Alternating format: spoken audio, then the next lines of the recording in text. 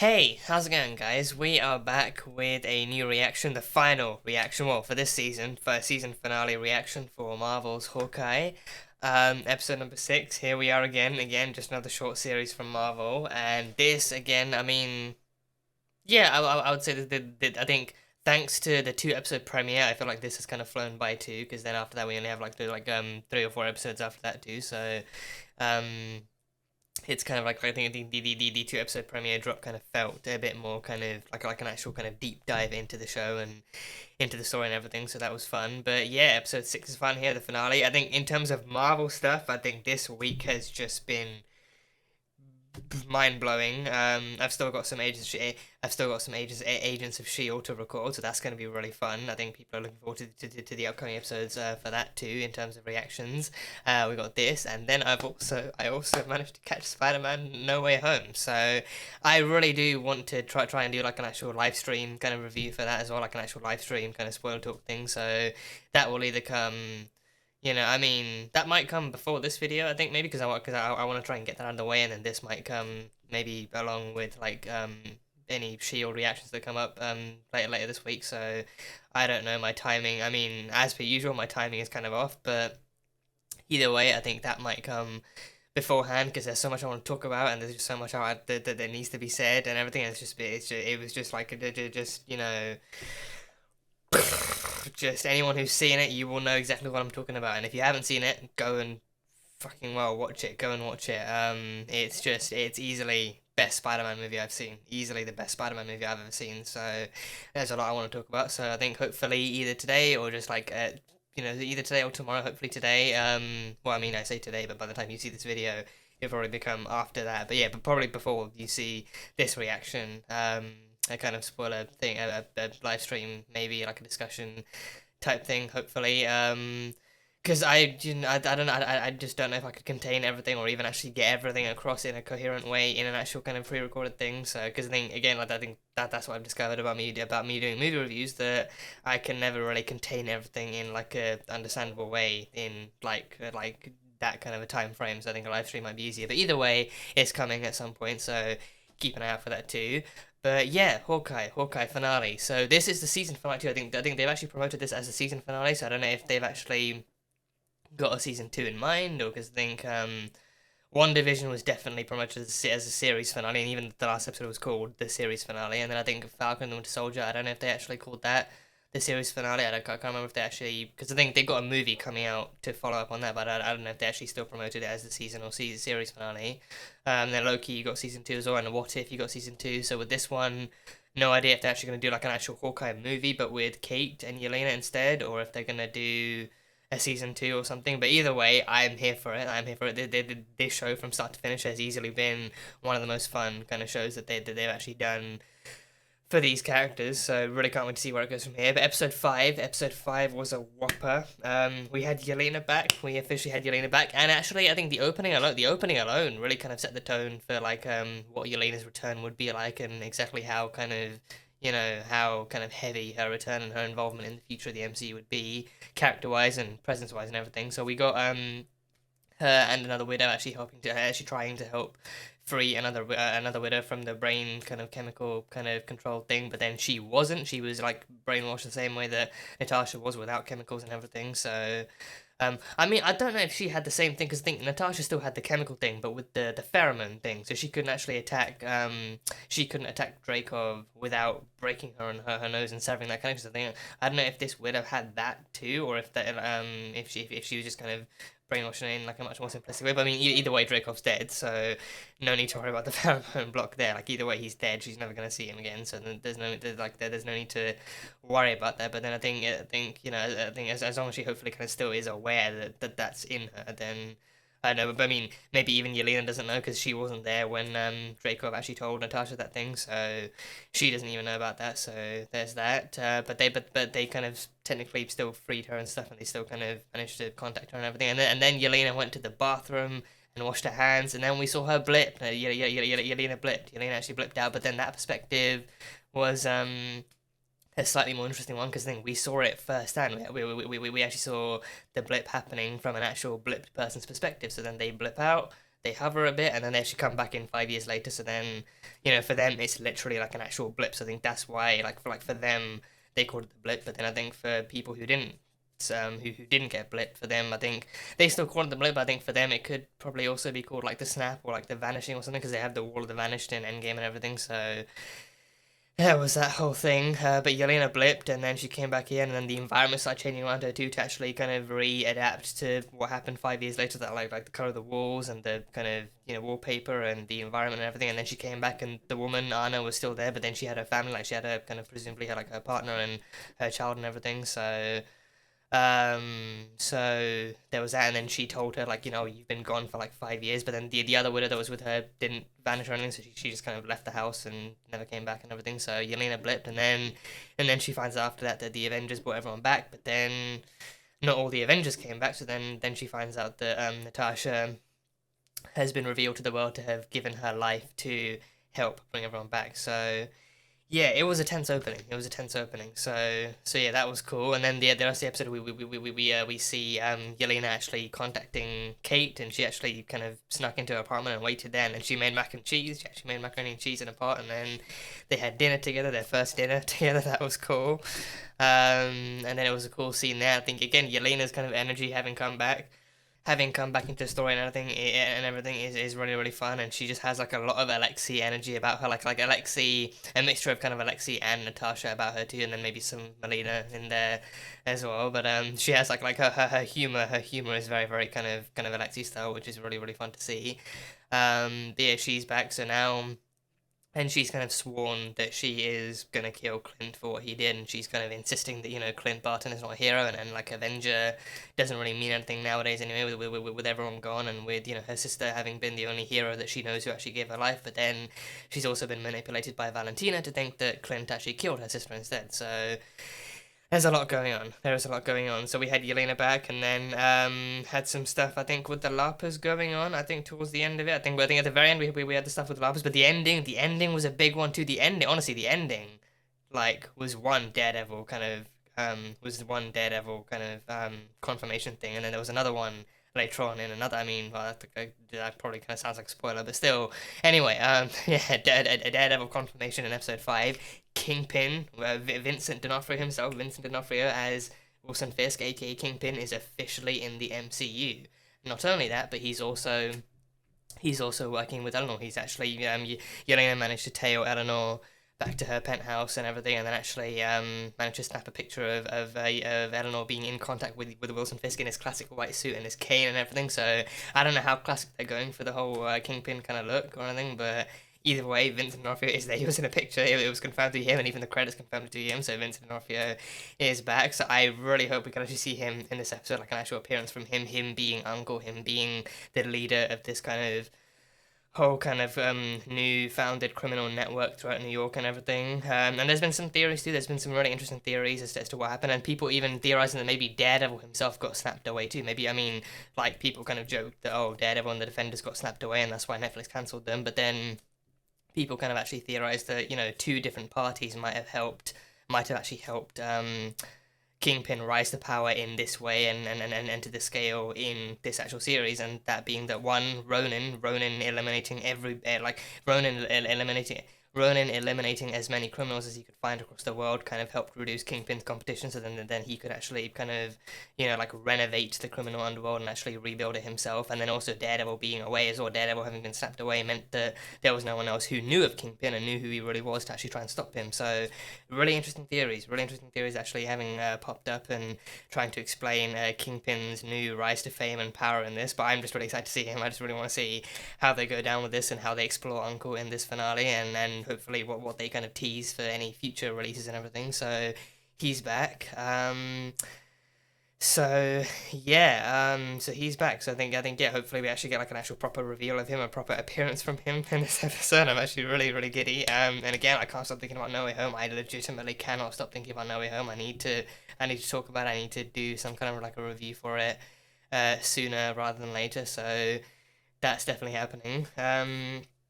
But we had that, and then we had, I think Jack was arrested too. I think his stuff was uncovered by Eleanor, and then he was arrested by the police, and then he promised he'd be back after he cleared everything up. But then Eleanor Eleanor was then revealed to be the one with shadier kind of like shady activities and a shady background and everything. And she's also the one who actually contacted. I think she's the one who contacted either Yelena or Kingpin to try and hire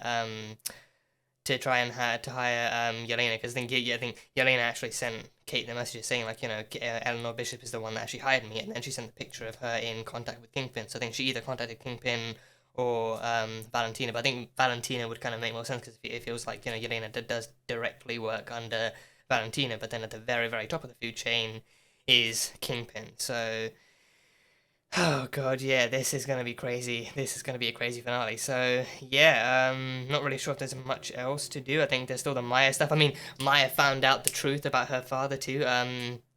Kingpin ordered a hit on her father, and then used Kazi, who is potentially the informant too. I think Clint dressed up as Ronan to actually reveal the truth to her, and he revealed that he had an informant on the inside. And that informant tipped him off about the meeting and about the Tracksuit's whereabouts, and especially her father's whereabouts. But then the hit on her father was called by Kingpin, and then Maya, realized that Kazi was never at that meeting. Kazi was never at that meeting where they all gathered and became fish in a barrel for Ronan either. So then he may as well have been the informant, and then Uncle, Kingpin. Being Kingpin, he called the hit and wanted to get rid of any loose ends, or maybe, her father did something wrong, so now she knows that Kazi may not be able to be trusted anymore, but then also, like, Uncle, like, her boss, is also the one who killed, who actually indirectly murdered her own father, so Maya's about to have some bones to pick with Kingpin himself. So I'm really curious as to how they're going to handle the fight with him too, because he is a brutal fighter. He's an actual kind of, hardcore fighter. So I'm really curious as to how they might they might handle, if anything, how they might handle any combat with him. So that stuff should be fun. But yeah, that's pretty much all I can think of. That's all I can really kind of remember from the last one. So on to episode number 6, onto the season finale of Hawkeye. So onto the reaction, and you guys know the drill by now. This one, just the fair use version, but if you want the full-length version where you can watch the entire episode along with the reaction with no edits or cuts, then that one will be over on Patreon, so you can go check that out over there. But yeah, that is it. So Marvel's Hawkeye, episode number 6. Let's go. Oh boy. Oh, he's here. He's back! Miss Bishop. He's back! Mr. Fisk. To think about what you're starting right now. Oh boy. I don't need a minute. An insurance policy, everything on him. She could expose everything. And he can't afford that. You should be with your family. You can still make it in time for Christmas. Kate, you're my partner. Oh. Took like 5 episodes, but now they're partners, yeah. Well, better late than never. Always wanted the best. The thud of his footsteps, fucking hell. I love you. An Avenger. Oh, hearing Kingpin talking about the Avengers, huh? And our operations, and the Bishop woman. Yeah. My Maya. Oh, here's Maya. What happened to Vanessa? Is she in prison? Oh, damn. Okay, he can make more shafts and more arrowheads. Okay, that's cool. He can actually make more arrows then. So he can make his arrows himself. Yeah. Oh god, they're making new Pimtech arrows. New Pimtech arrows. I don't know. Oh, she's making labels. Oh, flash bomb, icebreaker, airbag, freeze arrows. Oh, these are gonna come in real handy. Oh, magnet arrows. They've got. Oh, he's got Stark arrows. What kind of Stark arrows? What can they do? You showed me that being a hero isn't just for people who can fly or shoot lasers out of their hands. It's for anyone who is brave enough to do what's right no matter the cost. That's a hell of a lesson to be taught from like X feet away. Ah, god, Kate, looking amazing as per usual. God damn, the long coat. Is she hiding like the sparkly black dress this time? The glistening black dress. I don't see my mom yet. Okay, I can handle this. I can handle this. I can definitely handle this. Oh, the LARPers. Oh, the LARPers are here. Oh, okay. The LARPers are helping out. Okay, that's cool. See, I told you the LARPers would be here in the final episode, the final battle. They would be helping out. You're not old enough to appreciate my wine collection. Well, I will be someday. The problem is it will have peaked by then. After you go back to jail, it won't. You peed in your pants in the Hamptons. Everybody does. Is he really bullying a child? Really? When your father died, I was blindsided. He owed that monster money. Oh, the father owed money as well. Okay. Get down. Oh, oh, Jesus Christ. Oh, God. Kazi's just taking pot shots, really? Just stay put and stay out of this. It's too late for that. After what she's done, Kingpin's gonna wanna make her. I feel like I'm missing something here. Yeah, Jack may be weird, but he's clueless. Jack is honestly clueless. Jack. Oh, he's gonna. Showtime. What are you gonna do with a sword? You're gonna. You're not Deadpool. You can't start slicing through bullets. Enjoy the party. Oh boy. No, Kate, stay. Kate, stay. Oh God. No, she's no. She. Yeah. No. No, those reflexes. God damn. Oh God. Oh God. Oh jeez. Did you just slap her? She's got the suit. Did you plan that? Yes. Sure, her coat's a tearaway. She's got the suit, or the dress is a tearaway. No, She's got the suit. Oh God. Oh, she got the suit. Oh, she's got the suit too. They both got suits and they both look amazing. Oh God. Okay. Okay, the new Hawkeye and Black Widow, everybody. The new Hawkeye and Black Widow. What are we doing? I mean, it's Christmas Eve. Let's grab a drink, huh? Okay. Yeah. Yeah. Sure. Yeah. Take each other. Take each other out for drinks. Yeah. No. Yeah. Oh. Damn. Oh, gas. A gas arrow. A gas arrow. Okay. Oh God. What building is this? Like, how many businesses in this building? Oh, she's got the baton. Oh. That really hurts. Yeah, it was sort of the kick to the ribs. Yeah.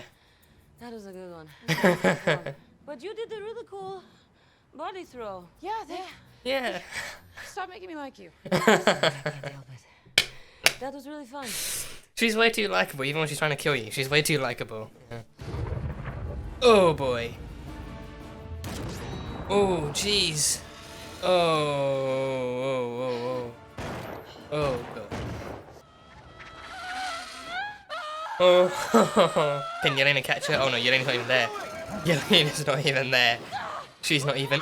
Oh God, that is not going to be easy on the ankles. I want to thank you, for your advice, what you said, how I should speak. Imagine Dragons. It worked, bro. We went to Maroon 5 instead. Ah, Maroon 5. So what's with the gun? I'm sorry, bro.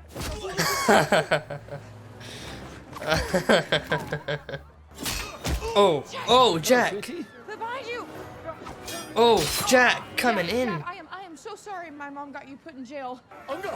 On guard. Oh yeah, he's a fencer. He's a trained fencer. Oh God. I'm afraid I've lost track of your mother. So Jack really is not a bad guy then. He just might be a bit weird at times. Yeah, a bit overly ominous. He's just really not a villain though.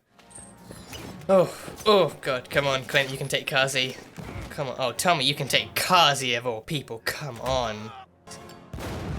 Oh, there we go. There. Oh God.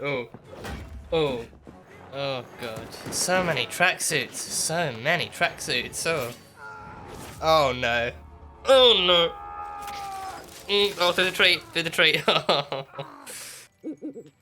hello. Hello. Hello. Oh, they're LARPing. Oh, they're LARPing. Here and now, they're LARPing. Yeah. Did they get new armor? Did they build themselves new armor? We're all gonna die.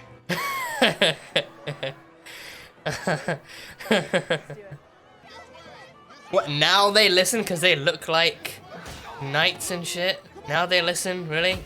Oh boy, oh, and even, yeah, they're even, yeah. Okay, now it works. Now it works.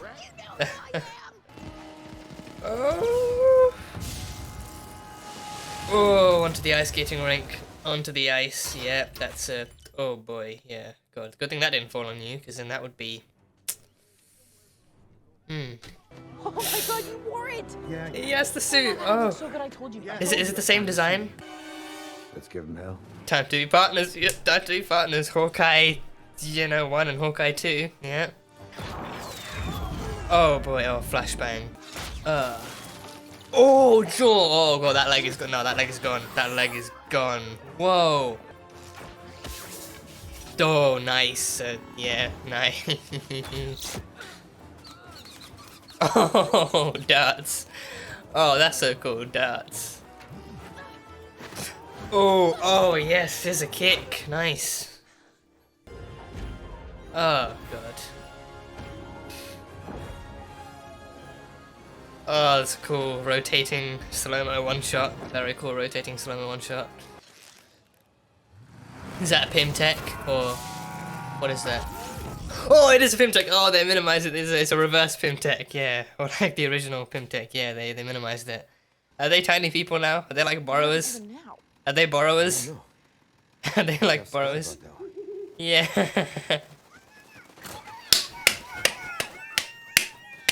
Well, there's that.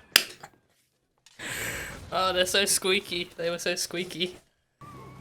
Oh, and Maya! That's gotta be Maya. Maya coming up to Kazi. Maya's gonna take on Kazi. Yeah. Oh, nice. Oh, okay. If I told you what really happened, you'd never believe me. Well, you can try. You can try. As your sister sacrificed herself. You're lying. Yelena. You're pathetic. Yelena. You're so pathetic. You need to give her the details. Don't just tell her, oh, she sacrificed herself. That's just really fucking vague. Oh. Oh, boy. Kingpin. Oh, jeez. Don't leave, Eleanor. Oh, Christ. What are you gonna do with that? Probably fire it at you. Oh, jeez, he just... You do not want to take on the freaking king! Oh, oh, yeah, oh no, Kazi's gone. Mind your own business. Oh, he broke all the arrows, oh no. Oh, God.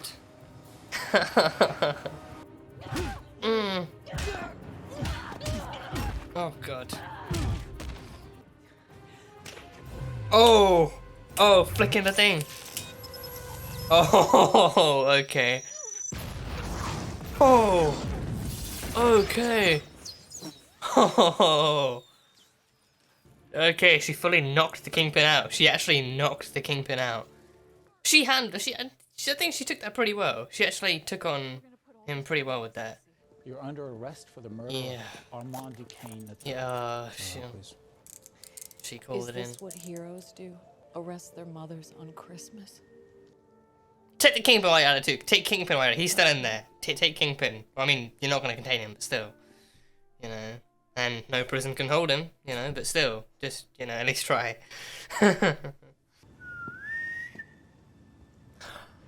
No way does Clint know the whistle.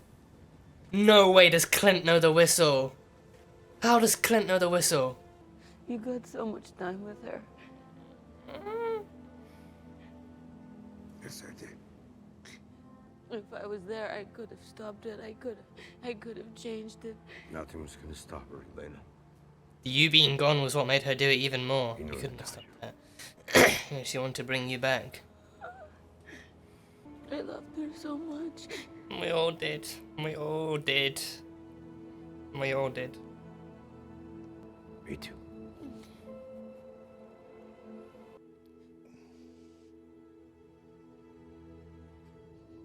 Okay. Peace. Civility. Okay. That's a nice turnaround. He's not here.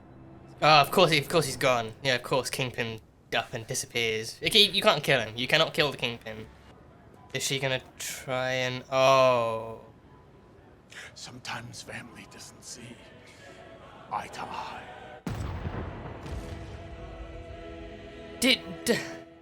What? What? No way did she kill King. Did she kill King? No way did she just kill Kingpin there and then. No way. You took on Kingpin all by yourself. Not many people walk away from something like that. Gotta give her props for what she did. You gotta give her props. Yeah. Christmas Day. It's Christmas Day. Is he going back to the farm? Is he going back to the Barton family farm? The Barton farm. He's back. On Christmas Day. On Christmas Day itself, he arrives. Yeah. That is a great Christmas present. Yeah. What's your name? Thank you. Merry Christmas. Merry Christmas. This is Kate. Come on in. Let's go. Kate meets the Bartons. Yeah. Made it. Brought home a couple strays. Hi. This is Kate. Welcome, Kate. So good to have She meets the Bartons. A family Christmas, yeah. The Rolex. Is it her Rolex? Thank you. Is it her Rolex? Is she a former S.H.I.E.L.D. agent? She's a former S.H.I.E.L.D. agent! Who was she? Was she like agent something agent? Like who was she? Oh, burning the Ronin suit. Burning down the suit. What do you think of Lady Hawk? Lady Hawk. Oh, yeah, that's terrible. Lady Hawk, no. Or Hawk Girl's technically Hawkeye? taken. No. Hawkeye, no. Okay. Lady Arrow? Lady Arrow. Okay, fine. You know what? Actually, I have an idea. Hawkeye. She is the new Hawkeye. Yeah, she is the new Hawkeye. Kate Bishop is the new Hawkeye. Okay then. Is there a post-credit for this? Are there post-credits for this? Yeah, there's post-credits for this. There's post-credits. Okay, I just got a glimpse of one. I got a glimpse, so we'll see. But damn, finale. That was a finale. And that was pretty damn great. Yeah, that was pretty damn great. Yeah. Where was the energy during the Accords? Where was the energy from the public during the Accords? Huh? Is someone else in the audience? Is someone else actually watching this? Someone we know? It can't just be the musical, right? There has to be something. Is there any actual meaning to this? Oh, this is the same one from the first episode. It's the same verse. Yeah. Is it a different night though? Is it a different showing? Oh, is this really it? Is this the post-credit scene? That was it. That was just for us. That was just for the audience. Yeah, no one special to see. No one. Yeah. Okay. Is there a post-credit scene? That felt. Is there like anything else after this? There's nothing else. That was just for us then. That was just literally for us, for the audience's sake, so the audience could see the entire. Oh, Matt Fraction was a consulting. Okay, so yeah, an actual writer from the comics, an actual consulting person.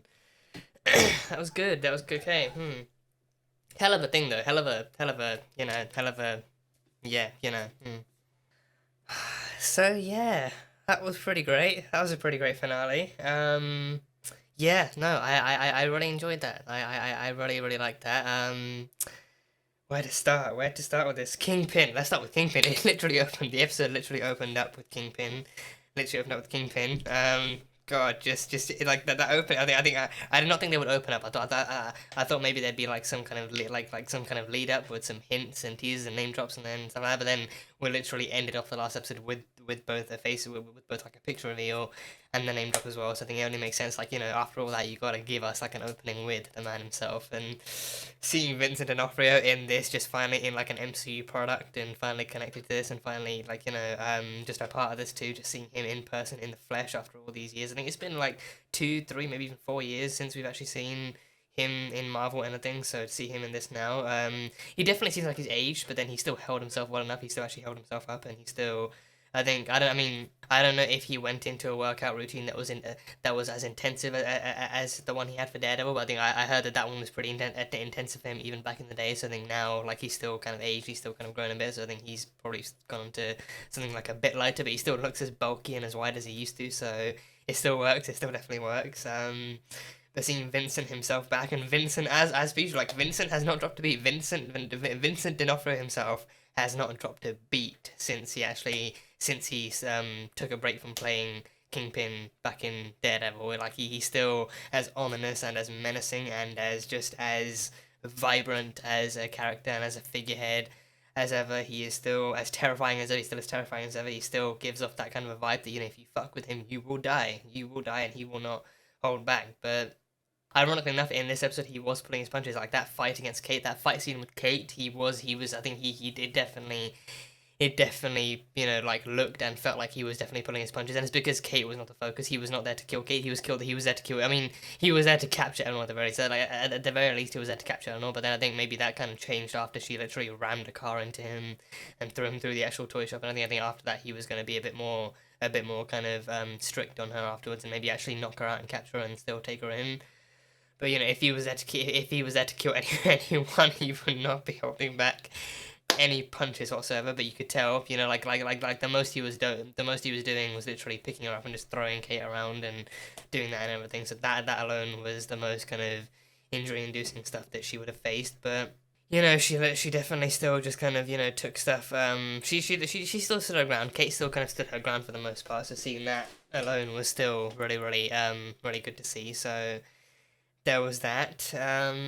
But yeah, no. I think hearing Fisk to like mention like actually like say Avenger, like hearing him say Avenger, hearing him say Ronin was one thing. Hearing him say Ronin was it, but then hearing him say the word Avenger just brought like a whole fresh batch of serotonin to my fucking brain. Just like it was just euphoric as hell hearing him say the word Avenger, because like, you know, we've gone through like years and like 3 seasons of him, like of like the MCU of the Marvel Netflix stuff being so loosely connected. Like I think if you look back on that stuff now, then you know, and it's like very similar to the stuff for Agents of S.H.I.E.L.D. and I mean Agent Carter might be the one exception, because again we've had the Jarvis crossover from Carter to Endgame too, and I think it's the same actor, same guy, same character and everything, so that's the only one. But then I think everything else, like everything else, I think looking back, you can kind of definitely feel, and I think at this point you can kind of accept that it feels a lot more loosely connected too. And I think, you know, a lot of the time they just kind of take what they can get, but then the most of the time they kind of flourish with actually telling their own story and actually using their own characters in the end and using their own properties and everything. But now it's like having Fisk in this, having Fisk in this, you know, definitely is like a boost. It's like a boost, and actually hearing him kind of talk and hearing him use dialogue that's MCU connected is definitely the boost we need. If you don't want spoilers for No Way Home, because I need to at least mention this, and I feel like I at least want to mention this. If you want to like you know, if you don't want spoilers for No Way Home, then mute this now. I'll have like a little text thing up here saying when it's I'll have a little text thing up here saying when it's safe to unmute. But if you know in about 5 seconds, you know, mute if you really don't want spoilers for No Way Home. You know, we had Daredevil, we had Daredevil, well, not Daredevil specifically, but we had Matt Murdock. We had Matt Murdock in No Way Home. The briefest cameo is when I saw that scene. I'll talk about it more in the actual review live stream I'll do, but seeing Matt Murdock in that one, just that one took me away. That one blew me away. Kingpin in this was like a warm-up. The Kingpin cameo in this was like a warm-up for this, but then actually seeing Matt Murdock, like Charlie Cox, Matt Murdock, on the big screen, that took me away. So that one was also like a really, really great kind of cameo to have, and that was a great thing, so that was cool. So yeah, but yeah, having Kingpin in this too, just, you know, it's like hearing him mention Avenger, like having him in this story, having him kind of return, seeing him with the cane and his suit, and he was wearing like a floor shirt. I'm pretty sure. I think most of what I've seen has him incorporating purple into his color scheme and into his appearance in some way. I think he probably wears like a purple suit or like a purple button up or a purple shirt or something under that. But I think usually he does have like an actual pure white suit and pants, and he has the thing, and think maybe sometimes like a bow tie or something, or like just like he has purple somewhere, and then he has like the cane and everything. But in this one he has like a coolish kind of like red and white kind of floral shirt, and he said, and if he's just coming back from like a vacation or something, or if he's just kind of opting for something different. But I think for the most part he has the iconic look, and you know they are giving him justice to his iconic comic book kind of look and everything. So there's that. But yeah, I think the Kingpin we get from this definitely feels more like the Kingpin we might like but it definitely feels more like the kind of criminal mastermind and criminal kind of, and the criminal Kingpin that people might recognize from the comic books, where he's in charge of everything, he has power, he has control, and he's much more elevated than he is in Daredevil. Like with Daredevil, we see him over the course of 3 seasons actually building stuff up and still struggling and still being beaten down and still having to come face to face with Daredevil and his actual kind of and his own kind of like fight back kind of tactics and everything. Like he's trying to build everything up, but then Daredevil's trying to tear everything down. So we see that that kind of build up kind of still kind of working its way up throughout 3 seasons. But with this one, with him in this, it just feels like with this one he has that power. He has power, like thanks to Daredevil potentially being gone, having been snapped out, and also Ronan taking out his competition, you know, and also I think, you know, what once Clint became Ronan and he actually made Ronan's presence and Ronan's MO throughout the criminal underworld clear, I think, you know, Kingpin caught onto that, and then he actually gave Kazi the tip off and told him, you know, to tip Ronan off about this and have him take some other players out of the game and everything too, so do that whole thing. So then he took advantage, and then now the Kingpin we see now is the one that, you know, now, you know, now we got to see him doing some really cool stuff in the future of the MCU. So yeah, seeing Kingpin in this was really cool. And I think that ending too, the ending really kind of got me. Actually, I'll get to the ending in a minute. I'll get to the ending in a minute. But I think he has history with Eleanor as well. He has history with Eleanor, and I think maybe a bit of Jack and Derek too. Derek was the one who started off the Bishop's history with Kingpin. Derek owed Kingpin a bunch of money too. So I think, yeah, I feel like in that sense too, I think Kingpin gives me the vibe that he might be the kind of guy who not only runs all of these criminal activities, like he not only intentionally and directly runs all of these criminal activities with actual criminals, but then he also might just be the guy to loan out favors to normal people, to innocent people, like Derek, like maybe Derek goes to him, or maybe he actually catches on to Derek, and he exploits vulnerable people. He intentionally exploits vulnerable people. He actually catches on to people in vulnerable situations, and he actually gives them a chance, but then he kind of keeps them on his tab like that. So I think maybe that might be how it went. Like he maybe caught Derek and Eleanor kind of in a tight spot, and then he kind of used that to his advantage, and he got Derek into the situation where he was actually financially vulnerable, and he was owing Kingpin a lot of money too. So, you know, but then I think there's been no confirmation as to whether Derek's death or not, Derek's death was really kind of staged or, you know, like manipulated in some way, or maybe if he literally just kind of died and like an unlucky death during the Battle of New York. But either way, Derek was the one who got the Bishops into that situation, so that when he died, the responsibility shifted from him to Eleanor. So then from that day on, Eleanor had to kind of handle the Kingpin, the deals with Kingpin, and also Kingpin actually keeping his side of the deal without actually killing any of them and stuff. And then, you know, but then over time, like, her willingness to cooperate and her ability to cooperate kind of then put her on Kingpin's radar in a very different way of of them actually doing good business deals together and them keeping each other happy and stuff. But then that kind of drew her more and more into the business, and that kind of turned things a bit more kind of shady and like a bit more hard to control around Kate too, like her wanting to complete these deals, but then also keeping Kate out of the picture too. So there's been that whole thing. But yeah, then Eleanor actually had like an insurance policy too. She told him like she wanted out, but then she also had an insurance policy that she thought would keep her safe, like copies of everything, like their communication, their deals, everything that she knew that Kingpin could have worked on with her and alone and everything. So, you know, like, and again, you don't make threats like that to Kingpin. Like, first of all, Kingpin, you do not threaten him and walk away. But second of all, you do not make threats like that and walk away either. I think if you threaten him on like a general thing, like he's still going to be annoyed and he's probably going to try and scare you into retracting you or like try and take you off the board. But then if you threaten him and his business, if you try and threaten to take him down, it's not something you're going to walk away from. It's just really not something you're actually going to, like, he's going to take lightly. And I think even like Clint saying later on that, you know, because I think like that whole thing was caught on video as well, and it was sent to Kate, and then Clint actually catching one of that too, and he's like, you know, like you know, the big Kingpin does not take lightly to people threatening him. He's gonna react, and he's gonna react in a very big way. So, you know, I feel like, you know, like more than most, anyone who knows Kingpin from the comics, you know, anyone who's read like, you know, Kingpin in the comics, be it Daredevil or Spider-Man or whatever, people like that, you know, comic readers will know exactly how big of a character he is. But then also anyone who's seen Daredevil, you know, I mean, obviously, I mean the series, but I think I really don't know. I really don't know whether or not to bring the movie into this. But again, I don't know. I'm not going to venture into that. I'm not venturing into that discourse. But if you've seen the Daredevil series, I mean, the Daredevil series alone is, you know, is the higher boosted and higher regarded in that conversation, and with good reason. So if you've seen the Daredevil series, then you know just how volatile and how, you know, just how much you need to actually regard the Kingpin as like an actual kind of, you know, concernable kind of figure. So yeah, but she had an insurance policy, and just, I mean, you know, goodness knows how well insurance policies of any kind can work against the Kingpin, because he's the kind of guy who has eyes and ears everywhere, and he has ways of wiping out insurance policies like they're nothing. So, you know, just, you know, goodness knows what your plan is against him, but still, she tried it. She tried it, and then he killed the driver, and he killed some other guys, and he literally ripped the door of the handle off. Like, he used to use doors to close them repeatedly on people's faces, and now he uses doors to actually rip them off the cars and be like, hey, let's have a chat. Let's actually talk about this insurance policy you got going on me. So,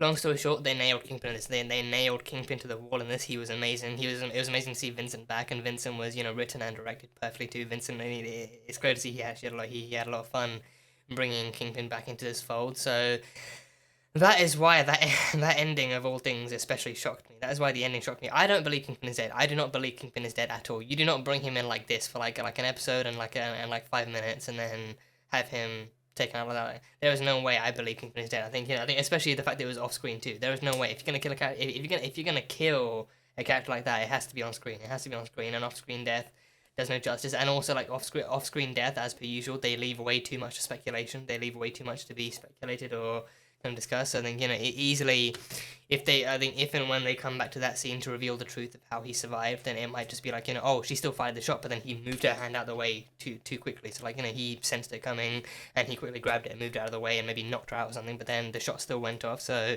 the bullet hit somewhere else. Yeah, that's gonna be my kind of guess for now. But again, it's like I think you can't just off the Kingpin like that. You really can't. Like for one thing, Kingpin himself will not let you off him like that. But also like again, it's just like we literally just got him back. We literally just got him back. So I don't know if I can really accept a demise like that to all things. So yeah, but Vincent D'Onofrio, goddamn, just the Kingpin. He returned in almighty fashion. So yeah. Yeah, like, there's so many other questions to ask, too. There's so many other questions to ask, like, like, where's Vanessa? Like, there was no mention of Vanessa at all, like, no mention of him having, like, a love of his life, or him having any other connections to people, so I don't know what's happened to Vanessa, or anything, like, literally no mention of her at all, like, oh, well, like, my wife is in custody, or my wife is in safety, or my wife needs to be broken up, it's, like, nothing about her, so I think stuff like that, like, the fact that they're bringing him in is cool, but then like, how much they reveal about the character's past after they've been brought in kind of is naturally going to make people question, okay, like, exactly how connected is this version of the character to their Netflix past? Like, how connected to his Netflix, how connected to his Netflix version is the MCU version of Kingpin? Because, again, he looks so different, he has, like, a whole different kind of presence and connection in the world, like, he has a whole different kind of standing in the world, so, like, how different is he from his actual Netflix kind of counterpart and everything? No mention of Daredevil too. I think no mention of him actually fighting like another vigilante. Like he mentioned Ronin. He mentioned Ronin running around in New York, but then he never mentioned like how Ronin's presence during the blip helped him. Like no mention of how it was easier. Like I think you would think maybe he'd mention how Ronin running around during the snap was easier because then he was taking out all the competition, and then also maybe him mentioning like like the Devil of Hell's Kitchen or like the Daredevil being away kind of took out that kind of concern too. Like you'd think he'd mention that maybe even slightly, but then no mention whatsoever. Like the most he mentions of Ronin is the fact that Ronin is now running around in New York City, and now they've got an Avenger hot on their trail. So that's the most he really says. So you kind of have to wonder like how much of his past is still kind of canon to this kind of, or like how much of it is actually still connected to this kind of to this kind of canon version of this character. So yeah, and I think that's why that's why you can't really get rid of him that easily or like that soon. Like there's so much more to explore with him, and especially after how No Way Home went down too. I really want them to do Spider-Man and Kingpin. I really want them to cover a Spider-Man versus Kingpin story. Maybe in the new trilogy, having Peter meeting Kingpin and having Spider-Man versus Kingpin happen, having him be like some kind of big new villain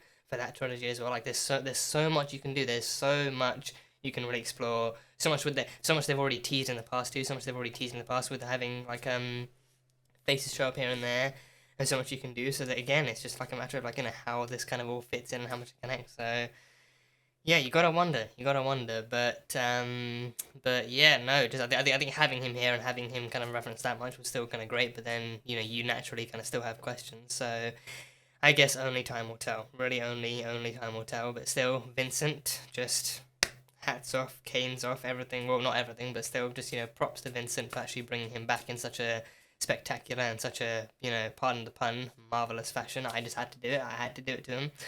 But yeah, Vincent was great. Vincent was absolutely great. So yeah.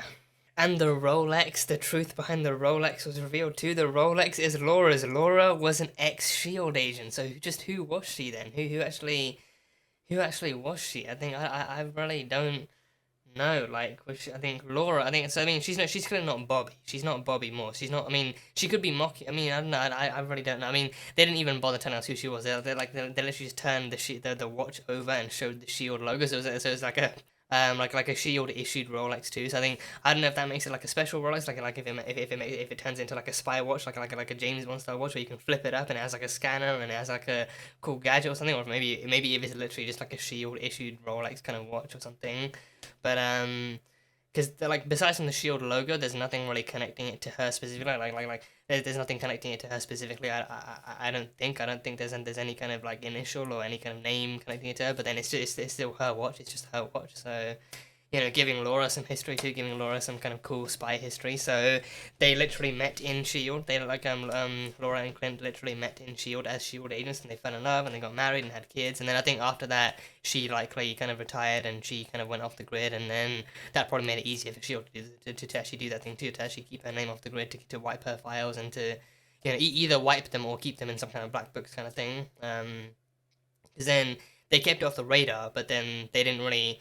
Because he said they kept it off of SHIELD's files, but then they never actually erased it completely. So I think it's still out there somewhere on some kind of black books thing that's going to be hard to find, but it's still out there somewhere. So yeah, so the Rolex is hers. So then if they found it, then her cover will be wrong. So she's a former SHIELD agent. She's a former agent of SHIELD. So I mean, I don't know if that means that she was like a major SHIELD agent, like if she was actually up to the level of any of the others, like Barton or Romanoff, or if she was up to even Bobby's kind of level too, like exactly what her clearance level was, like if she was level 4 or 5 or 6 or God forbid 7, you know. But I mean, because yeah, I don't know, because there's been no mention of her so far in SHIELD either. Like if she really was a SHIELD agent, there's been no mention of like Agent Laura. Like there's been no mention of Barton's wife in SHIELD either. Because I think Age of Ultron happened in season 2. Season 2 covered Age of Ultron, and Age of Ultron was when that stuff was released. But there's been no mention of Laura being a SHIELD agent in, or even Barton's wife being a SHIELD agent in.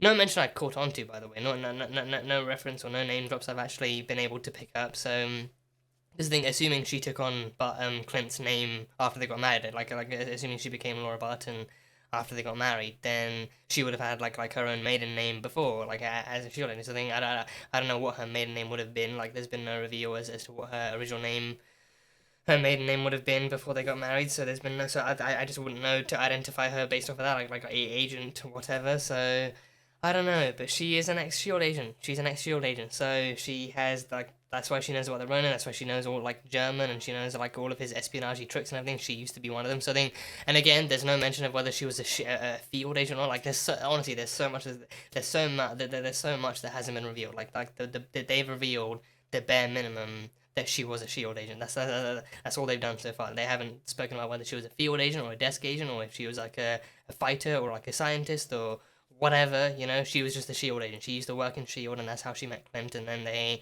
fell in love and got married and everything. So that's all we know. That's all we know so far. So then there's plenty more to explore on that end too, if they do so choose to explore it. But I think it'll be cool to find out more about who she really was and what she used to do and everything. And also explains how she and Nat got so close. So like she likely met Nat, Natasha, and Clint through SHIELD, and then they all became like a great trio of friends. But then Clint and Laura were the ones who actually got together and actually got married and everything. So it explains that connection a whole lot more, and her knowledge of and her insider knowledge of being a spy and being espionage and everything. So yeah, it's her watch, and she used to be SHIELD. So yes, and then that also explains why she was able to actually contact Fury and get him there too. Like Fury would know her through SHIELD and everything. So Laura is ex-SHIELD. She's ex-SHIELD. So that's cool. And we had Yelena. Yelena coming in. She looked gorgeous, classy, amazing in green. She looked in like a cool green kind of overcoat, and her braids. She's actually I think someone actually spotted even in her first episode, like in her first appearance too. She actually began to sport like more of like the Natasha's braids too, like the way Natasha would have her hair braided down back through the middle and everything. So she's Yelena's actually sporting a bit of that too, but she's been sporting some different, like a couple of different hairstyles in her time on the show, so that's been really fun. So, and she looked amazing green. She had like a cool green coat, and then she tearing that away. She'd have her cool like an actual Black Widow bodysuit underneath too. So again, amazing, and everything. So there was that, and then she showed up at the very end to fight Clint, and she did not hold back either. She was very, very vengeful and rageful and bitter and angry, and she had been fully at least mostly manipulated by Valentina to be that way towards Clint, and she just wanted, I think part of her wanted the truth, but then also part of her just kind of had been led astray by Valentina's kind of manipulation for so long that she didn't really know what else to do.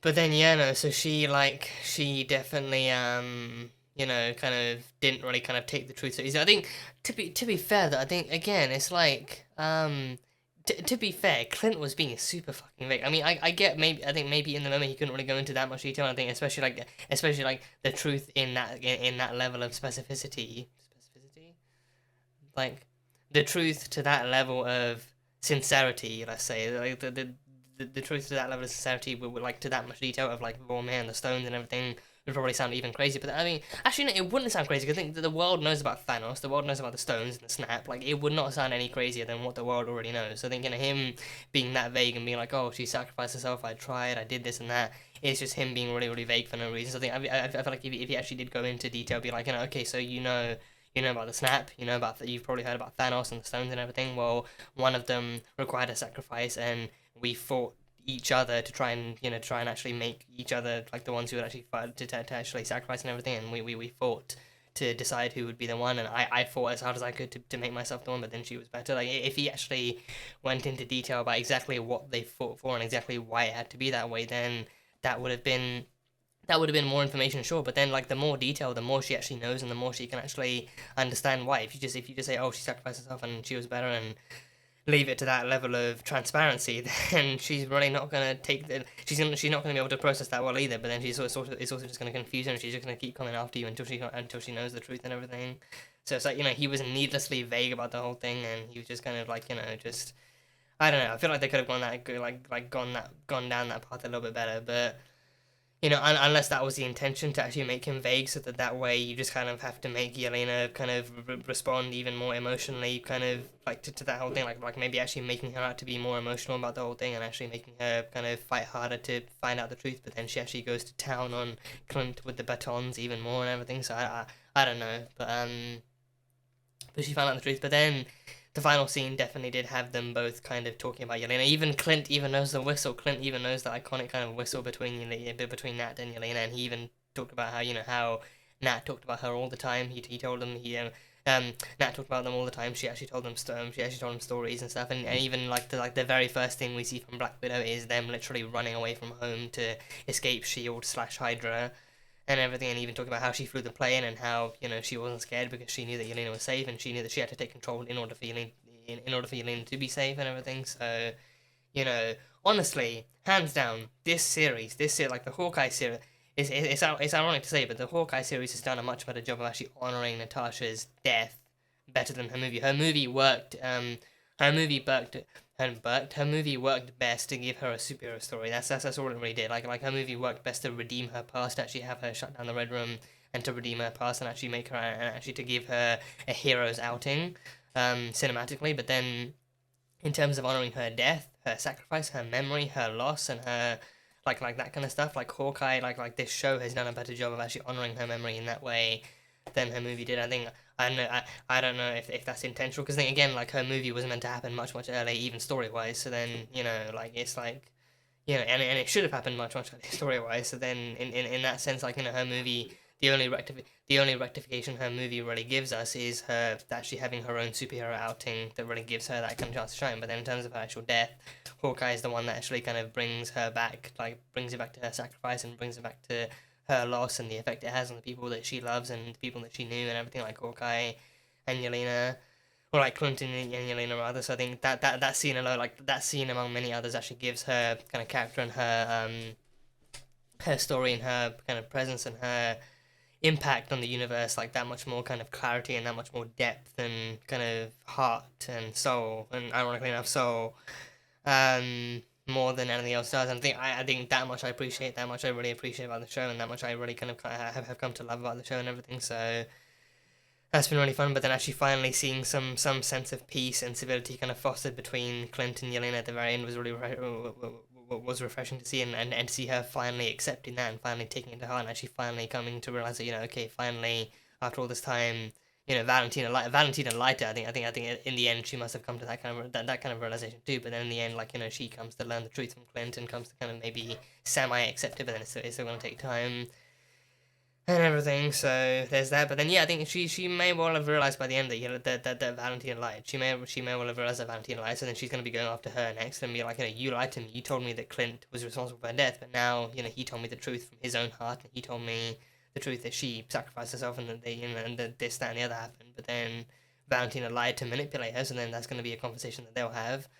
So I don't know how that's going to go, but either way, I definitely kind of feel, I mean, they didn't confirm anything, but I think I can kind of understand. I can kind of understand if they went with a season 2, if they went with a season 2 that took Clint out of the picture too. If they went with a season 2 that took Clint out of the picture, because now this is his final outing, that they gave him the perfect ending.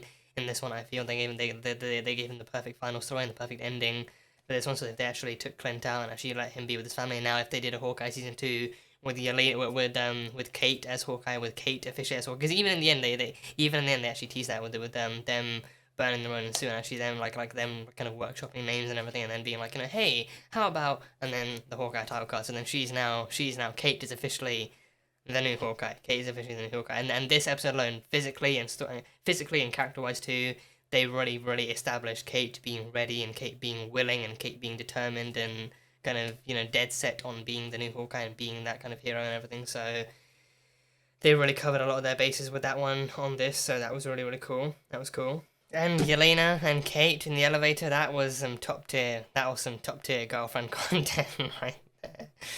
You know, again, I feel like, I think for the most part you can ship them as long as you respect Yelena and her aceness. You know, as long as you respect that, you can still try and ship them, and you can still kind of go about shipping them in like a safe and, you know, boundary respecting way and everything. But even that kind of elevator scene right there, even that elevator scene right there was just kind of top tier kind of comedy right there. Like, you know, Yelena is just so different from the last time we've seen her. She's just so much more casual. Like, again, her so casually admitting that, you know, oh, I'm gonna kill Clem, then I'm gonna grab some appetizers, maybe a couple of drinks, and I'm gonna head home, and then, you know, watch, like, you know, Netflix or something. But, you know, she is honestly just so different and so casual and so kind of, you know, laid back from what we've seen her as. But then, of course, I think that is just like one side of it. Like, as we've seen, there's definitely like an emotional and more kind of hardcore dead set side of her that we've seen, that, you know, when she finally comes into contact with Clint, that is their first official meeting, and that's when all cards are off the table, and then that's when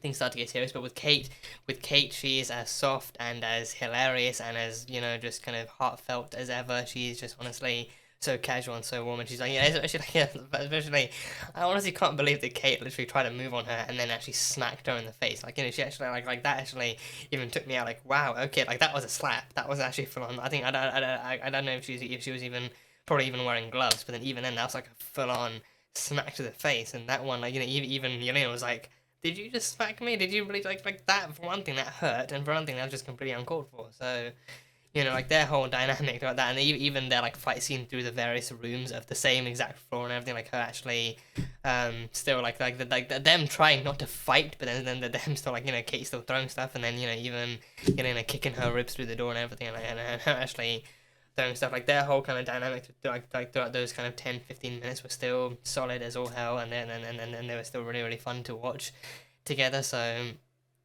that was really cool. That was really fun. So so yeah, that was really fun to see. I think that gives me a lot more hope for what their dynamic and their relationship might be like as the new Hawkeye and Black Widow in the future and everything. So that's really fun. And even like the ending to that scene too, where they were like complimenting each other and actually like and even Kate being like, you know, stop trying to make me like you. You know, I'm not meant to like you. I'm meant to be fighting you here and now. So stop being so likable and so funny and so casual and everything. So, you know, like, they just had like I think from the first time they met in her apartment too, they just had like a really fun and really kind of wholesome dynamic together. So I think a dynamic that's actually been kind of teased in the same way too. It's like, you know, oh, you're like them, like the way they've played it out too. It's like, you know, oh, you're really gonna have a fun time watching them in the future and actually watching them in upcoming projects too. So just keep an eye out for them two together, and actually keep an eye out for them two being together and fighting together, and even fighting together as Hawkeye and Black Widow in the future as well. It's gonna be really, really fun. So the next generation is looking really good. The next generation is looking really, really fun. I think especially if they go down the path of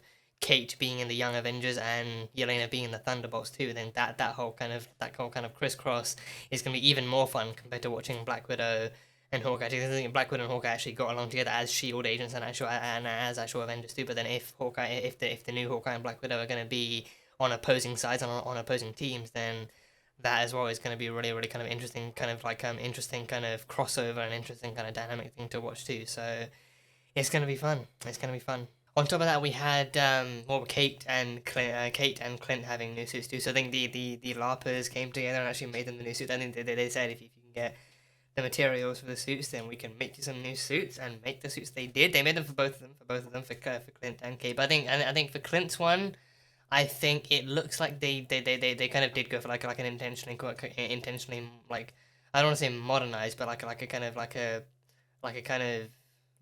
different version of the same thing that she sketched. 'Cause I don't know if she actually gave them the napkin, or if she actually drew it out again for them, like a design idea that she had. Because even the one that she had was a bit more fleshed out and had like more kind of, I mean, the one that they made him, they had pretty much everything except for the actual mask. They just didn't give him the mask. They just didn't give him the mask. And I think, I'm wondering if they're gonna save that for her instead, because I think she is the one who believes that Hawkeye. She's the one who believes so badly that Hawkeye is should have branding, and that Hawkeye, you know, with Clint has branding issues, and she believes that Hawkeye should have, you know, the character's own image and its own brand and everything. So then I wonder if then, going forward, I mean, she already has her suit, which looks great, but then I do wonder if in season 2 or if in the next Hawkeye kind of entry, and then in the next Hawkeye installment into the MCU, she might have a different suit with a more embellished H and like the mask and everything. Like if she actually might go for that look herself, if she, you know, thinks that, you know, she can handle the branding as the new Hawkeye and everything. So I wonder if that's going to be the case. But either way, the suits look great, like a great kind of color scheme with the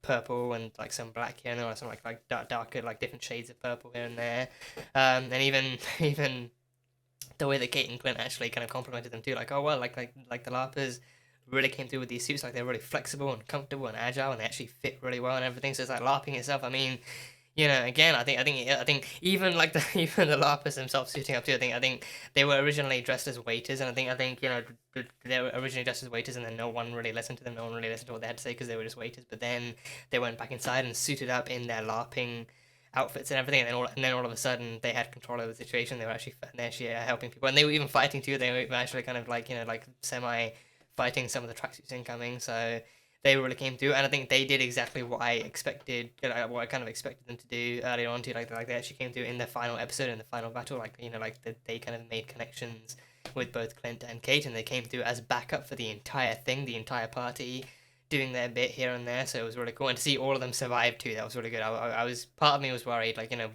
would we lose one or two of them, and then it would be a really sad thing. But no, they all survived. They all came through. They all did their bit.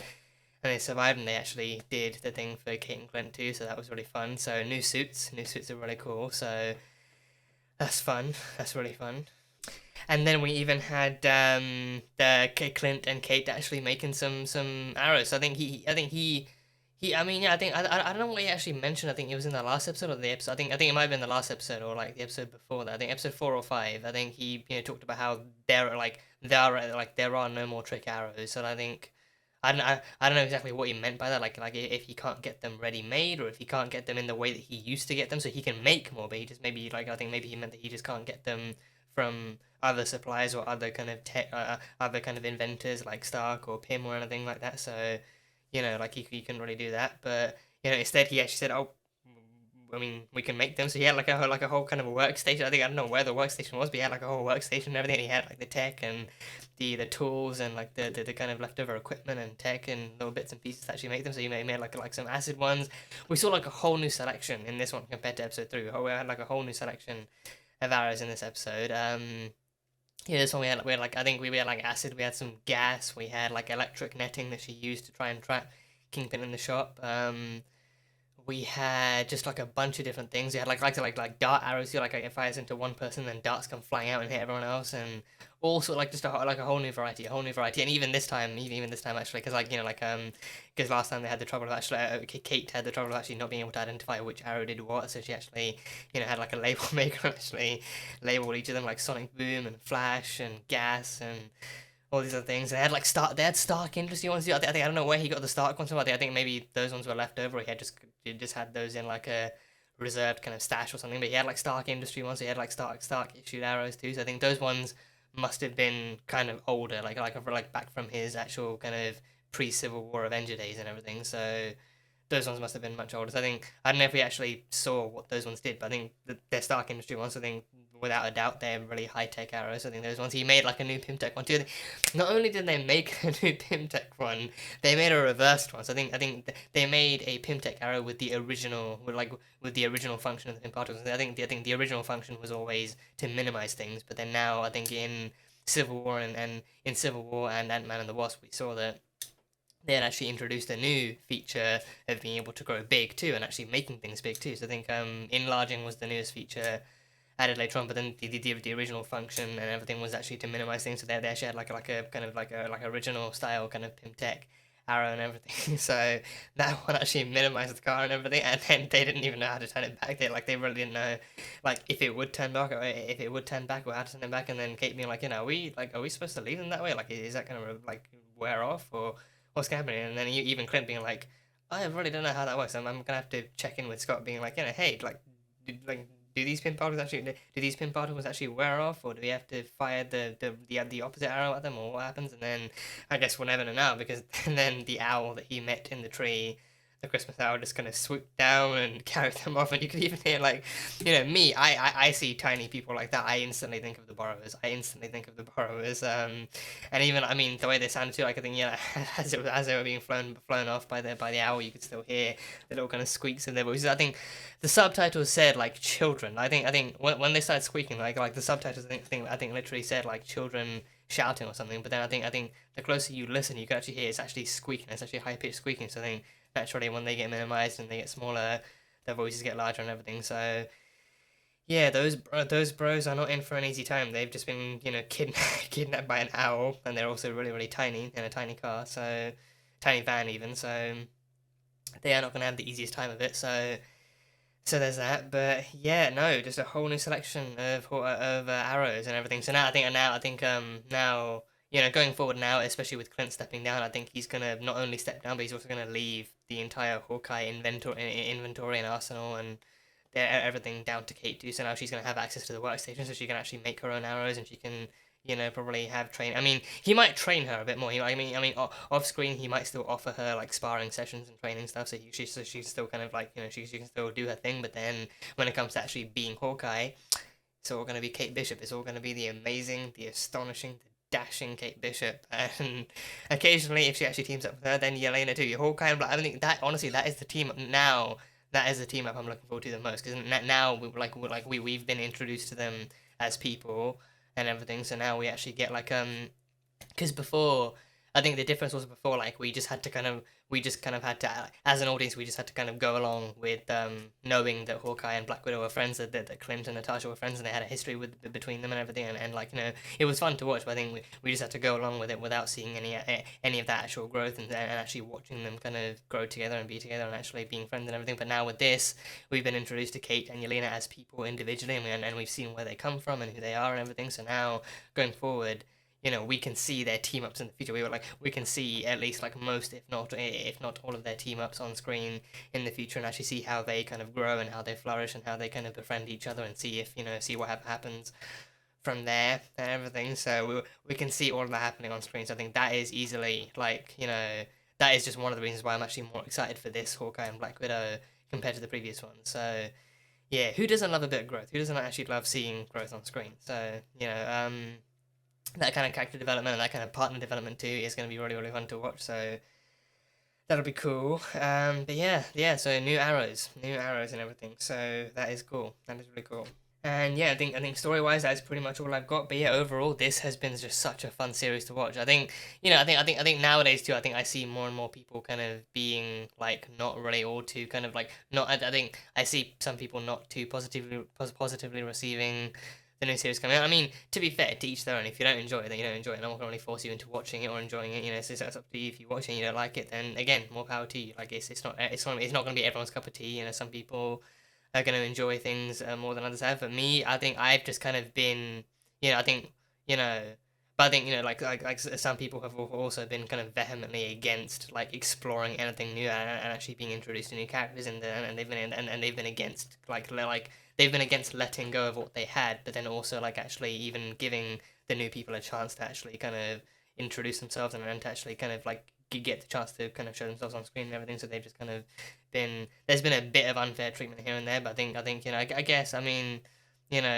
there are still people however many there are there are still people who have their kind of fair criticisms or judgments or whatever, and people who just kind of just don't really like it for whatever reason. But me, I think I've just kind of I've welcomed all these shows in with open arms, and they've surprised me so much. And I've kind of I already grew to love these characters.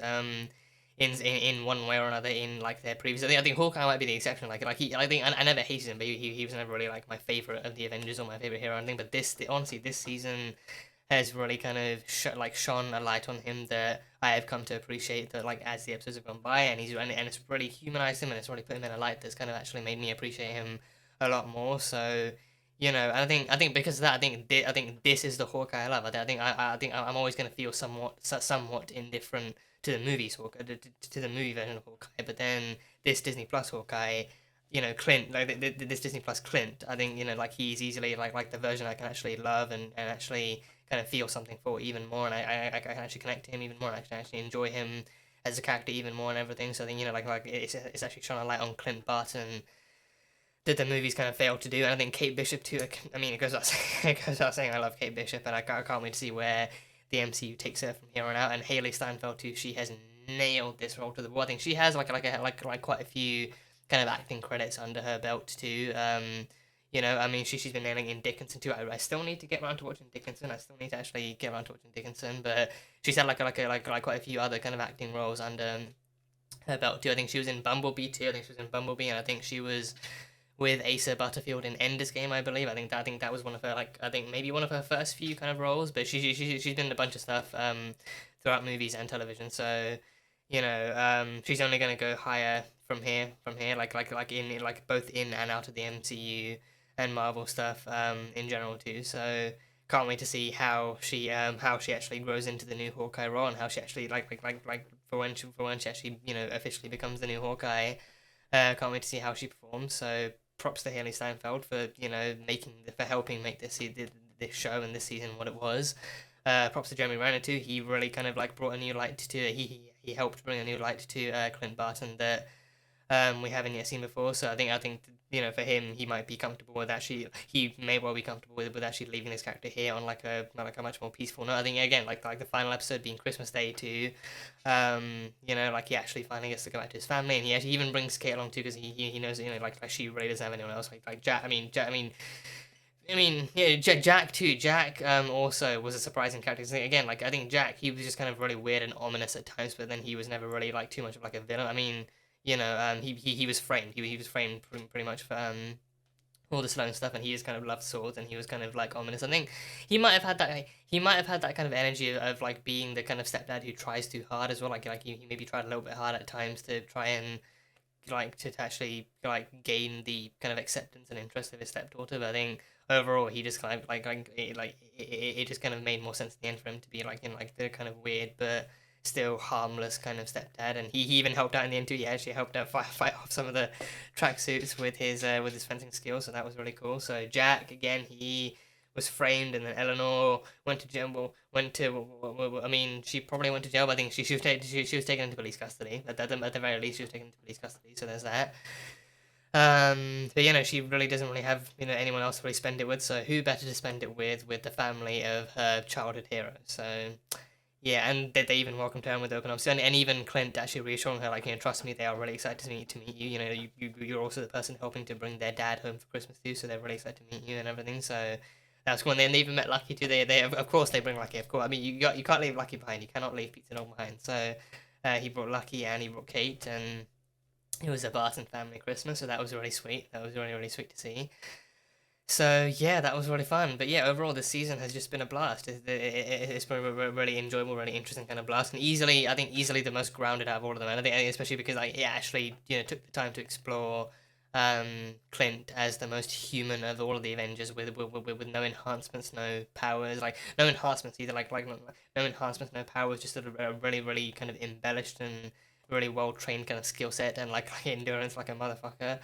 And everything, but then also like his hearing being gone, and like him having other injuries, and him needing to ice and everything and relax and everything, he's still kind of like a human with his own limitations and his own requirements for resting and rejuvenation and everything. So yeah, Hawkeye, that is Hawkeye. So yeah, and now going forward we'll meet the new Hawkeye, so it'll be really fun. So yeah, that is pretty much all I can really come up with for this one. So let me know what you guys thought. Let me know what your thoughts are on this show and on this season, and how you felt about it, and how you kind of thought about each episode, and how you feel about Hawkeye, and how you feel about Clint and Kate and Yelena, and any thoughts you have on this, and what you hope to see going forward. Any thoughts you have whatsoever, comments are open, share them down below. But yeah, that is pretty much all I've got. So that was Hawkeye Season 1, Episode 6. So thank you guys, as always, so much for being here and for watching this video. If you guys enjoyed it, then salt and burn that like button. Comment on what you thought of the episode, and what you thought of the season as a whole, and what you look forward to seeing going forward in the MCU from Hawkeye and Black Widow, and any kind of story recommendations you have, or any kind of stories you hope to see adapted in the future, and anything like that. Once again, full-length reaction over on Patreon, so you can go check that over there. And yeah, that is pretty much it. So I will see you next time.